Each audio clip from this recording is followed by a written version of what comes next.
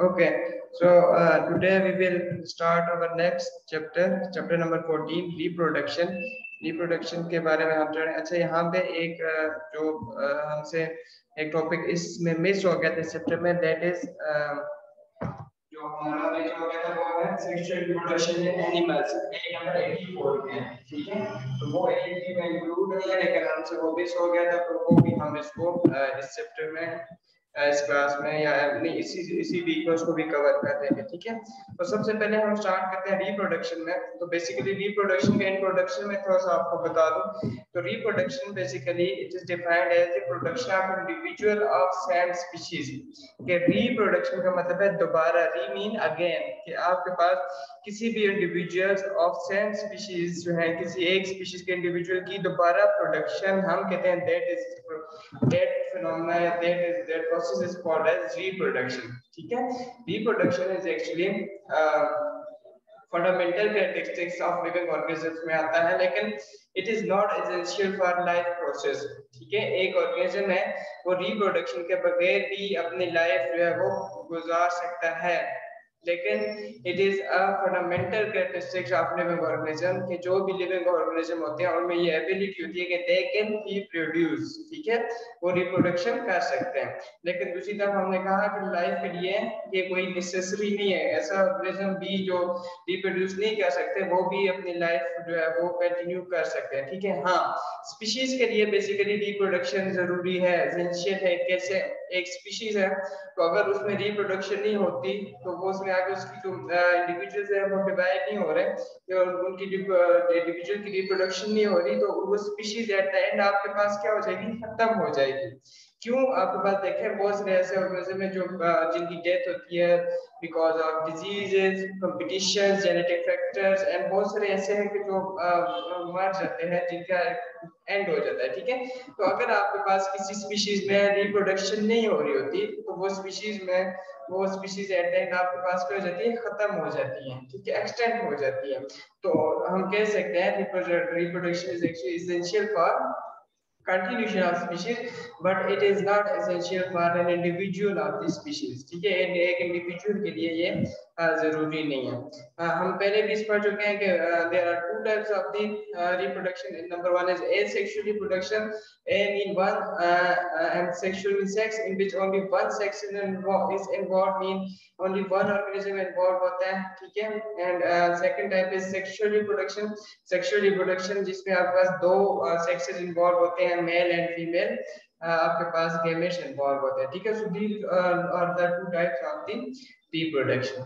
हम आपके पास देखें तो एसेक्सुअल रिप्रोडक्शन हमने कहा जिसमें आपके पास दो सेक्स नहीं इन्वॉल्व होते, ओनली वन ऑर्गेनिज्म इन्वॉल्व होते हैं, एक ऑर्गेनिज्म से आगे आपके पास सेकंड रिप्रोडक्शन हो रही होती है। ठीक है, और ऑर्गेनिज्म प्रोड्यूस हो रहे हैं। ठीक है, तो there are different methods of the asexual reproduction. वो मेथड कौन कौन से हैं वो हम थोड़ा सा उनको देखते हैं कि वो कौन कौन से मेथड्स हैं एसेक्सुअल रिप्रोडक्शन के। So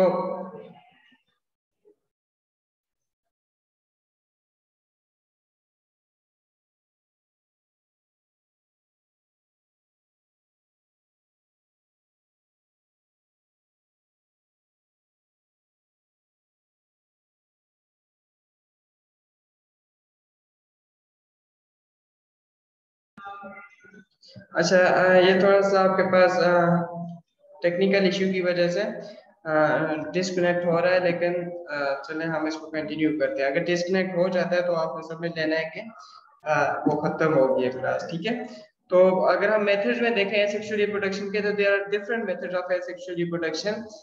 number one is that is binary fission. Binary by mean two, fission mean break down.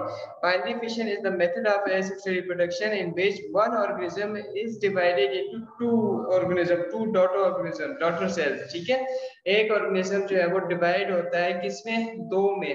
and it is the simplest and most common method of asexual reproduction, जिसमें एक organism आगे divide हो जाता है दो में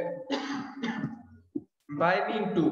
ठीक है, अब ये बहुत सारे प्रोकैरियोट्स हैं लाइक बैक्टीरिया है and unicellular eukaryote like protozoa है, उनमें बेसिकली आपके पास ये बाइनरी फिशन का प्रोसेस होता है। अब होता क्या है बाइनरी फिशन में, बाइनरी फिशन में कि आपके पास जो डीएनए है, ठीक है, जो मेन चीज है डीएनए वो डुप्लीकेट होता है और उस डीएनए की आपके पास दो कॉपीज बन जाती है, ठीक है, एंड देन वो टू कॉपीज आपके पास ऑपोजिट पोल पे मूव करती हैं एंड मेम्ब्रेन जो है वो बीच में से आपके पास ब्रेक डाउन होके डिवाइड हो जाती है एंड जो एक डीएनए की कॉपी एक साइड पे चली जाती है, दूसरी डीएनए की कॉपी दूसरी साइड में चली जाती है और देन आपके पास जो न्यू सेल्स बनते हैं उनमें बेसिकली आपके पास हर सेल में डीएनए की कॉपी होती है जो कि डुप्लीकेट हो जाता है, ठीक है। तो इस तरह आपके पास एक organism, only one organism divide होता है into two organism and that is the process of the binary fission, ठीक है, जिसमें आपके पास ये अगर मैं आपको एग्जांपल बताऊं, ठीक है, तो देखें बैक्टीरिया है, ये आपके पास एक बैक्टीरिया, इसमें सबसे पहले इसके डीएनए जो है वो डुप्लीकेट होता है, ये भी आप देखें डुप्लीकेट हो गए, दो बन गए, देन आपको इसकी जो मेम्ब्रेन है वो ऐसे पिंच होती है, पिंच होकर आपके पास दो सेपरेट बन जाते हैं, ठीक है। तो एक बैक्टीरिया डिवाइड हुआ है टू बैक्टीरिया में, हम कहते हैं this is called as binary fission. इस तरह अमोएबा है आपके पास, इसमें भी देखें वही है, न्यूक्लियस जो है वो डिवाइड हो जाता है टू में और देन आपके पास मेम्ब्रेन भी डिवाइड होके एक अमोएबा दो में डिवाइड हो जाता है, ठीक है। तो this is also type of example of binary fission, ठीक है। तो आपके पास बाइनरी फिशन, अच्छा इसके अलावा हमारे पास ये है कि अमोएबा की मैंने आपको बता दिया, फिर कुछ ऐसे इनवर्टिब्रेट्स हैं, ठीक है, आपके पास है वो भी एसेक्सुअली प्रोड्यूस करते हैं, अगर उनकी फॉर एग्जांपल जैसे ये प्लेनेरिया है, ठीक है, तो प्लेनेरिया बेसिकली इनमें ये कैपेबिलिटी होती है कि अगर उनका पार्ट्स उनकी बॉडी दो में डिवाइड की जाए तो उनकी बॉडी पार्ट्स रीजनरेट हो जाते हैं, ठीक है, इनटू बोथ हाफ्स। तो आपके पास ये प्लेनेरिया अगर इसको ऐसे कट करते हैं तो इसमें ये जो हाफ है ये अलग ग्रो कर जाएगा एंड दिस हाफ जो है वो अलग से ग्रो कर जाएगा। तो इस तरह ये भी एक ऑर्गेनिज्म डिवाइड होता है into two organism without the involvement of the second gamete, तो हम इससे भी कहते हैं this is also called as binary fission. So this is the first type of the first method of asexual reproduction, ठीक है। अच्छा सम टाइम ऐसा होता है आपके पास कि बहुत सारे यूनिसेलुलर ऑर्गेनिजम्स हैं, वो आपके पास अगर उनको फेवरेबल कंडीशन नहीं मिलती तो वो अपने गिर्द एक लेयर बना देते हैं जिसको कहते हैं that is called as cyst, उसको हम क्या कहते हैं life, that is called as cyst, ठीक है। वो सिस्ट आपके पास जब तक फेवरेबल कंडीशन नहीं होती वो सिस्ट उसी तरह मेंटेन रहती है एंड उसके अंदर आपके पास क्या होते हैं कि डॉटर न्यूक्लियाई वो बनते रहते हैं, न्यूक्लियस डिवाइड होता रहता है, ठीक है। तो न्यूक्लियस जैसे डिवाइड जब फेवरेबल कंडीशंस आती हैं तो वो सिस्ट जो वॉल है वो ब्रेक डाउन होती है एंड उसके अंदर जितने भी आपके पास न्यूक्लियस हुए हुए हैं वो न्यूक्लियस बनते हैं वो आपके पास उसमें से डॉटर जो है वो उसमें से रिलीज आउट हो जाते हैं, ठीक है। तो इससे हम कहते हैं this is called as multiple fission, इसे हम क्या कहते हैं this is called as multiple fission. अब इसमें ये होता है कि जैसे आपके पास मोइबा है अगर वो एक मोइबा दो में डिवाइड हो जाता है इन फेवरेबल कंडीशन तो हम कहेंगे दैट इज बाइनरी फिशन, लेकिन अगर उसको फेवरेबल कंडीशन नहीं है तो आपको उसके गिर्द ये सिस्ट वॉल बनेगी एंड जब उसको फेवरेबल कंडीशन बनेगी मिलेगी तो वो बहुत सारे न्यू सेल्स में डिवाइड होगा, हम कहेंगे that is called as multiple fission, ठीक है। तो ये भी आपके पास एक टाइप आ जाती है, एक मेथड आ जाता है सेक्सुअल रिप्रोडक्शन का, ठीक है सर। उसके बाद आपका next method of sexual reproduction that is fragmentation. Fragmentation word fragment से निकला है, फ्रेगमेंट का क्या मतलब होता है पार्ट्स, ठीक है। फ्रेगमेंटेशन का ये होता है कि आपके पास एक जैसे प्लेनेरिया एग्जांपल है, प्लेनेरिया जब फुल साइज ग्रो करता है तो उसकी जो बॉडी है वो ब्रेक डाउन हो जाती है इनटू डिफरेंट पीसेस, 8 या 9 पीसेस में, ठीक है। तो हर पीस जो हर फ्रेगमेंट है वो आपके पास में एबिलिटी होती है कि they can grow and make a mature worm, ठीक है। तो आप बस देखें ये एक प्लेनेरिया है, इसकी बॉडी डिवाइड होगी, अब ये भी फुल प्लेनेरिया में ग्रो किया, ये भी फुल में ग्रो कर गए, ये भी ग्रो कर गए, ठीक है। तो इस तरह 8 या 9 पीसेस जो बनते हैं वो सारे के सारे आगे आपके पास न्यू प्लेनेरिया बना देते हैं, हम कहते हैं this is the method of the asexual reproduction that is called as fragmentation, ठीक है। फ्रेगमेंटेशन भी आपके पास basically it is the method of asexual reproduction. Fragmentation fragment जो है वो वर्ड पीसेस से निकले हैं, पार्ट्स से निकले हैं, ठीक है। तो इसमें आपके पास डिफरेंट जितने पार्ट्स हैं वो आपके पास फुल ग्रो कर जाते हैं आगे मैच्योर होके, तो हम कहते हैं this is called this is also the method of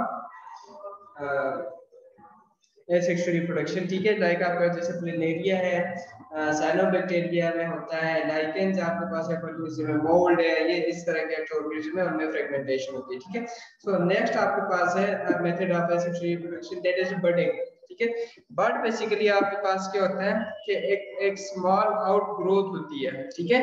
एक ऑर्गेनिज्म होता है उसमें आपके पास इस तरह की ग्रोथ होती है आउटसाइड, ठीक है। वो जो आपके पास ग्रोथ होती है इसे हम कहते हैं दिस इज कॉल्ड एज बड, ठीक है। फॉर एग्जांपल जैसे अब यीस्ट है, इसी तरह जाए, ठीक है, उसमें इस तरह का बर्ड जो है वो राइज होता है, ठीक है। तो ये बर्ड, इसे हम कहते हैं, ये जो आउटग्रोथ होती है this is called as bud, ठीक है। अब ये जो आउटग्रोथ होती है उसमें उसके बाद क्या होता है कि उसका जो न्यूक्लियस है वो डिवाइड होकर एक न्यूक्लियस इस बर्ड में चला जाता है, ठीक है। और जब बर्ड में न्यूक्लियस चला जाता है तो ये बर्ड आपके पास ग्रो करता है and it makes a new full complete new individual वो आपके पास बना देता है। तो हम दिस कहते हैं this method is called as budding, ठीक है। मींस कि आपके पास एक स्मॉल आउटग्रोथ ग्रो करती है जिसको हम कहते हैं दैट इज कॉल्ड एज बड। वो बर्ड आपके पास ग्रो करते हैं और उससे एक पूरा न्यू इंडिविजुअल बनता है, तो आपके पास हम कहते हैं that is called as budding. इसी तरह एनिमल्स भी बहुत सारे ऐसे लाइक स्पॉन्जेस है, हाइड्रा एंड कोरल जो है वो भी आपके पास कुछ प्लांट्स हैं वो भी इसी तरह ग्रो करते हैं, ठीक है, बडिंग के थ्रू। उनमें बर्ड राइज होता है, बर्ड जो है वो आपके पास समटाइम ये इस तरह ये है, ठीक है। समटाइम आपके पास ये जो बर्ड है वो उसी न्यू ऑर्गेनिज्म न्यू प्लांट के साथ अटैच रहता है, समटाइम डीटैच हो जाता है, ठीक है। जैसे आपके पास ये हाइड्रा में क्या होता है कि ये देखें ये बर्ड राइज हुआ, इससे आगे ये ग्रो हुआ, तो और ग्रो हुआ और इससे ये डीटैच होके आपके पास नीचे चला गया सॉइल में और यहाँ से एक पूरा न्यू इंडिविजुअल बन गया, ठीक है। तो ये हमारे पास होता है। इसी तरह जैसे कोरल आपके पास है, प्लांट्स है, वो भी हमारे पास, उसमें क्या होता है उसमें जो उसका बर्ड है वो डीटैच नहीं होता बॉडी से, वो आपके पास उसके साथ ही अटैच होकर उससे आगे ग्रो करता है, ठीक है। तो आपके पास समटाइम डीटैच हो जाता है, समटाइम नहीं होता, लेकिन बेसिक प्रिंसिपल क्या है कि आपके पास एक आउटग्रोथ होती है जो आपके पास ग्रो करती है और उससे आगे आपके पास पूरा न्यू इंडिविजुअल बनता है, ठीक है। So this method is called as budding and it is also type of asexual reproduction. Next method है of asexual reproduction that is spore formation, ठीक है। स्पोर आपके पास फॉर्मेशन से आपको नाम से जाहिर होगा कि it is the formation of spores, ठीक है। आपके पास स्पोर्स बेसिकली क्या होते हैं कि छोटे आपके पास स्मॉल पार्टिकल्स टाइप्स होते हैं।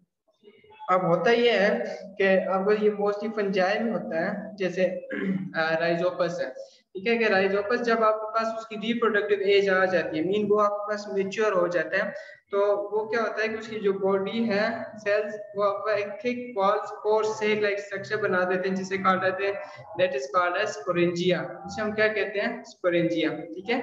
मीन के जो राइजोपस है वो जब ग्रो करती है तो वो एक सेक लाइक स्ट्रक्चर बना देती है जिसको हम क्या कहते हैं that is called as sporangium, ये सिंगुलर उसको क्या कहते हैं स्पोरेंजियम, ठीक है। अब वो जो स्पोरेंजियम है उसमें आपके पास सेल डिवाइड होते जाते हैं एंड आपके पास स्मॉल छोटे छोटे पार्टिकल्स बनाते हैं जिनको कहते हैं those are called as spores.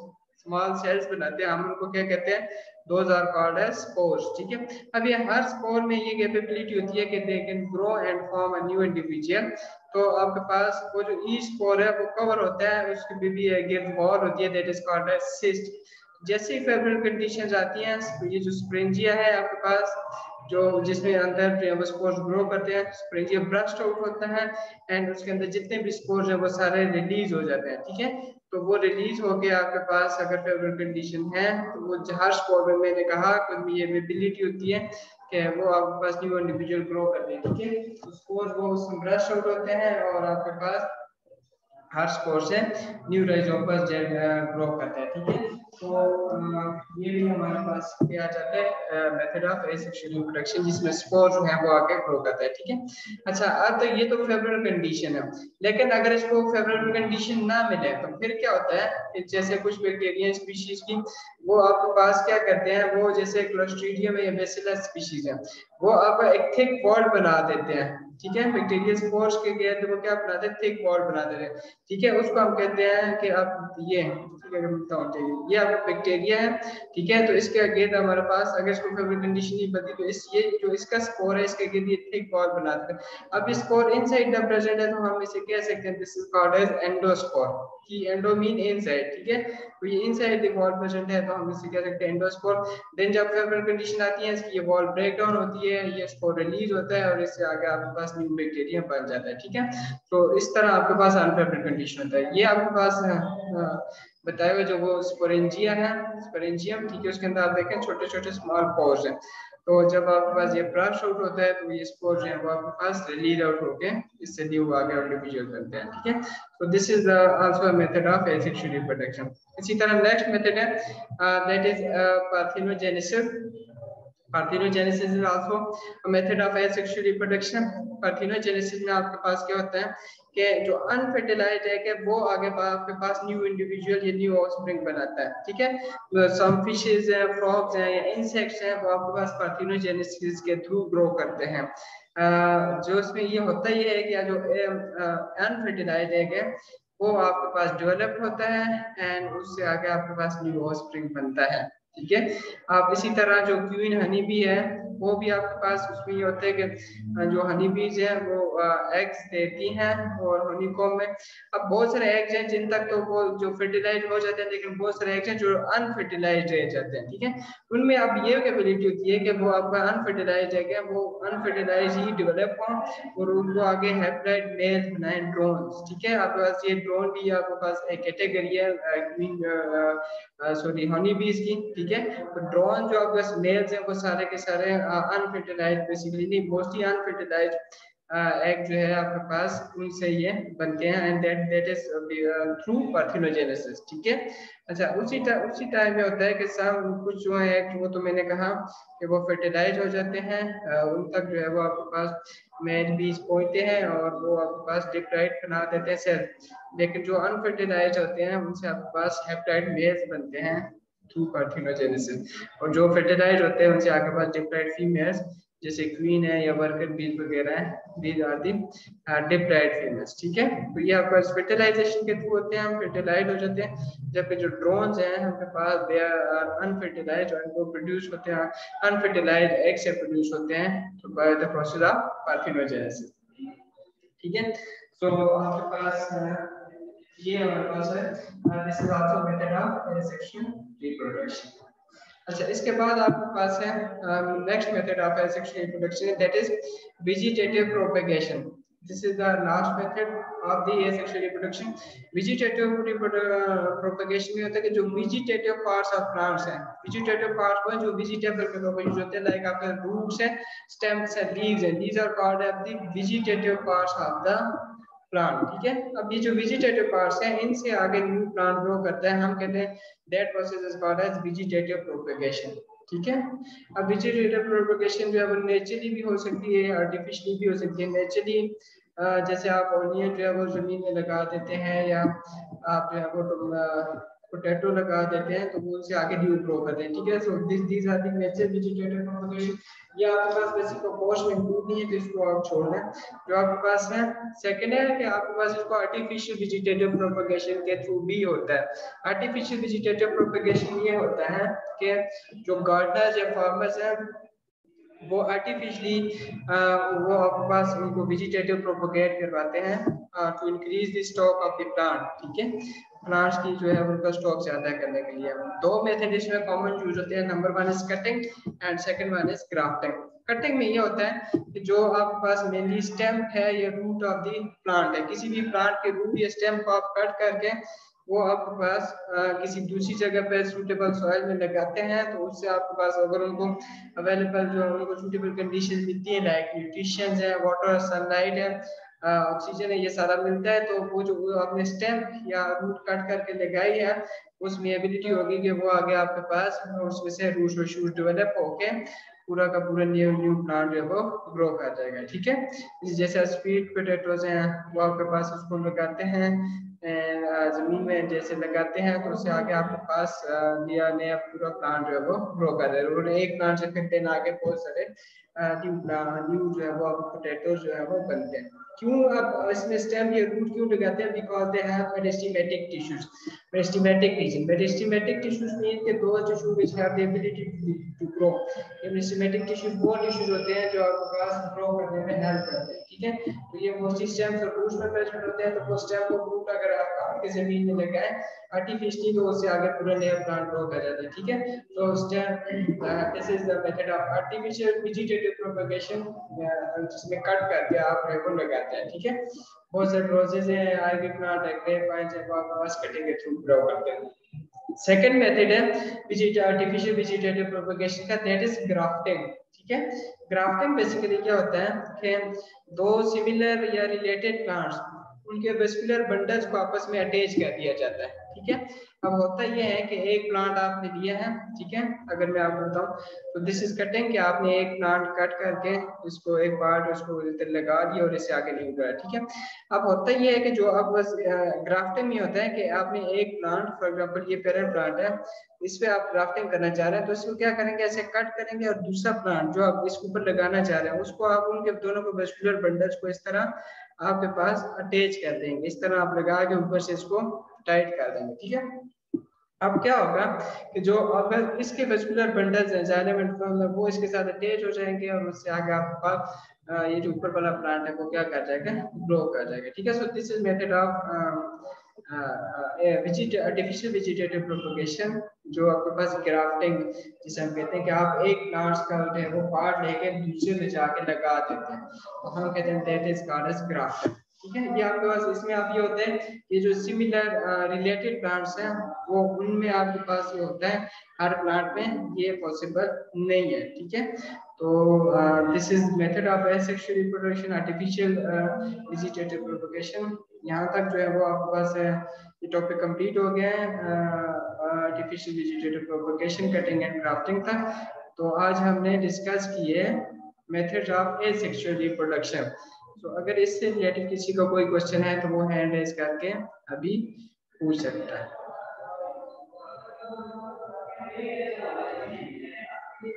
जी, इससे रिलेटेड किसी का कोई क्वेश्चन है तो वो हैंड रेज करके पूछ सकता है, अदरवाइज फिर हम इसको क्लास को एंड करते हैं।